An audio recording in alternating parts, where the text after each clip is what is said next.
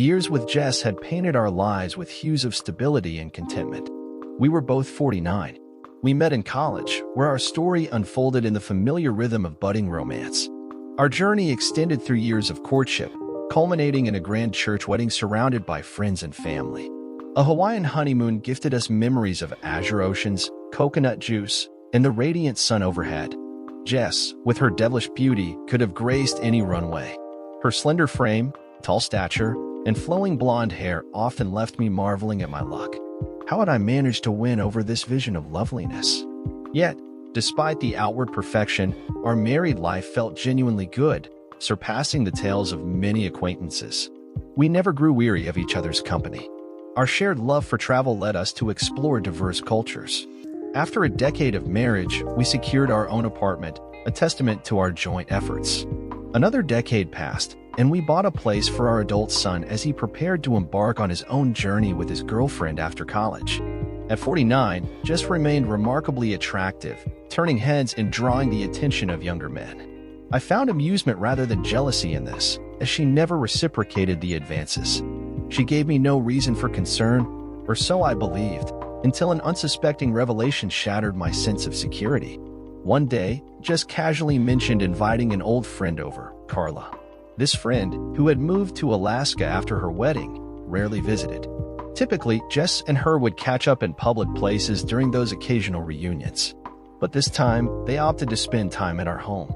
With politeness in her voice, Jess requested my absence for a while, suggesting they could have some quality time alone. It wasn't an unusual request, considering our small circle of friends. We often spent time separately with our own company, and neither of us objected to such occasions. I left the house to give Jess and her friends some space. It wasn't anything out of the ordinary. Jess often had her friends over, and I trusted her completely. Our relationship was built on that trust, and after nearly 3 decades together, I had no reason to doubt her. I decided to take a stroll around the neighborhood, enjoying the familiar sights and sounds. The sun was casting a warm glow over the houses, and everything seemed peaceful. As I walked, I couldn't help but reflect on our long and happy marriage. Jess and I had been through so much together: college, weddings, the joy of seeing our son grow up and start a life of his own. I never felt a pang of jealousy or insecurity. Jess was stunning, and it amused me when younger men couldn't help but notice her. She was like a timeless beauty, and I felt lucky to be the one by her side. A few days later, Carla visited again. It was a Saturday around noon, and my wife asked me to start decorating the table and take out the nice dishes from the cabinet. After that, she planned to pick up Carla from the airport, and together we would drive into town, go shopping, and, after hitting the stores, come home to enjoy some wine and sushi. When Jess left, I spent about 2 more hours at home before getting ready to leave for a walk. I felt comfortable spending time alone because it meant I could go wherever I wanted and do whatever I pleased. Jess and I agreed that I would come back around 8 p.m., so around the scheduled time, I decided to stop by the store and buy some groceries for home. I called Jess to clarify what we were missing in the fridge. After saying goodbye, she forgot to hang up, allowing me to overhear the continuation of her conversation with her friend. Unable to resist the sudden curiosity, I started listening to their chat while walking around the grocery store and filling my basket with needed items. Their conversation meandered through all kinds of nonsense, about everything and nothing at the same time. They gossiped about mutual acquaintances, who was dating whom now, and who had broken up with whom. The topic smoothly shifted to their own family relationships, and this part of the conversation caught my attention the most. What husband wouldn't be interested in hearing what his wife says about him? The women, not shy on details, started sharing particulars of their personal lives, or rather, intimate lives. Moreover, from their questions to each other, it was clear they both knew what was going on in the other's bedroom. The friend sadly recounted that she hadn't been intimate with her husband for 2 years now, and had been seeing someone from work for about a year. She expressed worry that sooner or later, the truth would come out, and her husband would find out about these love affairs. From Jess's calm reaction, I understood that she was aware of the situation. It was at this moment that I felt a knife through my heart. Her friend asked Jess she managed to conceal her affairs with other men from me for so many years and still maintain a good relationship with me. Carla's voice held a certain envy and respect for Jess's mysteriousness. I just froze by the dairy products, not believing my ears. Well, this was definitely not what I expected to hear. I hastily pressed the record button on the call, wanting to gather evidence of what I had just discovered about my wife. The next hour of their conversation was devoted to candid confessions from Jess about her infidelity. The first time she cheated on me was in 1998, just 3 years after our wedding, and the last time was 2 years ago. When asked by the friend how many lovers Jess had, she couldn't name an exact number but singled out 4 love affairs that stood out the most to her. Jess spared no details as she described her encounters with other men and the time spent with them in bed. I mean, she talked about these cases with real facts and specifics. I listened to all this wide-eyed and couldn't understand what shocked me more in this situation: my wife's ability to skillfully conceal her affairs for so many years or the detailed descriptions of some of them. For example, at 33, she had a 2-month affair with a guy who was 10 years her junior and was about to marry his pregnant girlfriend soon. Just wasn't bothered in the least by his age and the fact that the guy was going to marry a pregnant woman. In fact, she herself suggested their first intimacy when they were walking together on a date and passed by some hotel. She then explained how she used him for months as her boy toy. She had specifically mentioned that he was not to fall in love with her, and all this was just for her pleasure. She broke up with him when he accidentally said that he loved her while giving her intimacy. During one of her vacations when Jess went to France with some other girlfriends, she had a fling with a foreigner. They met up at his apartment, and for me, it was unusual to hear that the same foreigner was quite frightened of catching sexually transmitted infections. So they practiced other ways of satisfying each other. She soon got bored of this, as she preferred the conventional ways to have intimacy, so that romance ended before her trip back home. In another incident, she mentioned dating our son's soccer coach.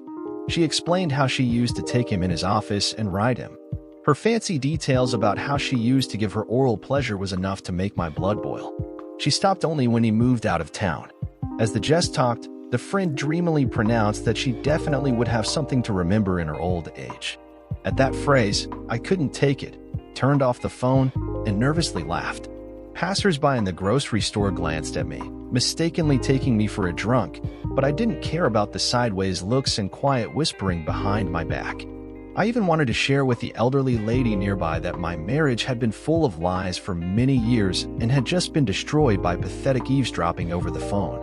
When I returned home, the friend was no longer in the house. Jess was cleaning up in the kitchen and washing dishes. When I asked her how they spent their time, she just shrugged and said everything went well. Jess went to bed quite early, around 10 o'clock in the evening, and called me to join her, but I refused and sat in the kitchen until late at night. I gulped down a few shots of Jack Daniel and I felt stupid and small. My wife was cheating on with so many men, and just a few hours ago, I was proud to have an amazing wife. I questioned myself, was I not man enough? Was I a fool, or was I made a fool? Did I fail as a husband? Did I not do enough? Did I not please her in bed? Why did she open her legs for any Chad and Tyrone? My mind was filled with questions, and the only thing I knew was that I tried to be faithful, and in return, I did not get loyalty. She could have talked to me if anything was missing in her life. If she wanted more partners, she could have divorced me, and for I could care go and EFF the world. She broke her vows. She wanted the comfort of being a wife, and yet wanted to taste every sausage available. At the thought of having to lay in one bed with this two-faced woman, I was disgusted. I am not Will Smith, and my life is no fresh simp of Bel-Air. I thought of postponing the confrontation until morning and directly confessing to my wife that I knew about her affairs, but I couldn't fall asleep on the couch because of thinking about it.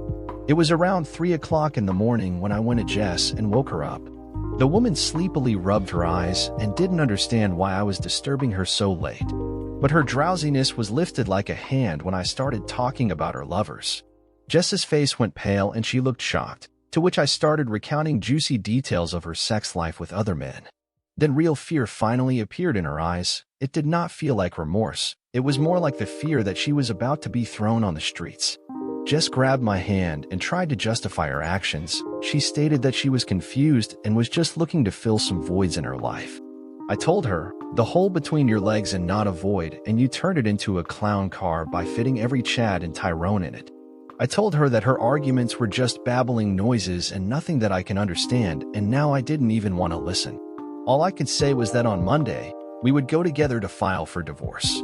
She begged for another chance and wanted to remain by my side for the rest of her days, but I was adamant. I told her to get back on the streets and fill your void with every sausage you can find. Hell, I don't care if you fill it with a French sausage. I knew that our relationship could no longer be saved after so many years of lies and betrayal.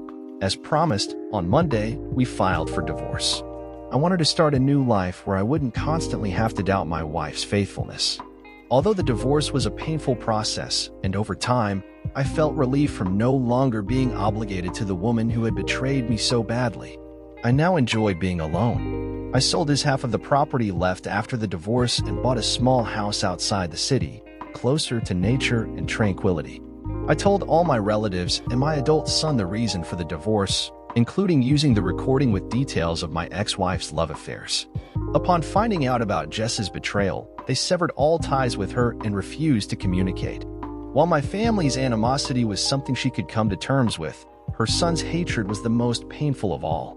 He fully took my side and wanted nothing to do with her. After I filed for divorce, Jess was devastated. She lost not just her husband, but her whole way of life. For some time, she tried to win me back, begged me to give her another chance, but eventually had to accept that our marriage was truly over. Deep down, she understood she only had herself to blame for what happened, deceiving her husband all those years. She tried to find solace in casual flings, but it only exacerbated her loneliness and inner emptiness. The consequences of her actions weighed heavily on her, and the temporary distractions from her pain only served to highlight the profound sense of loss and regret that now colored her life.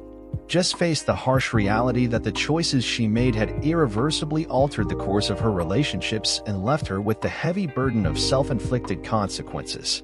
Please share your thoughts in the comment section below. Dear listener, if you have reached this far, please click on the subscribe button.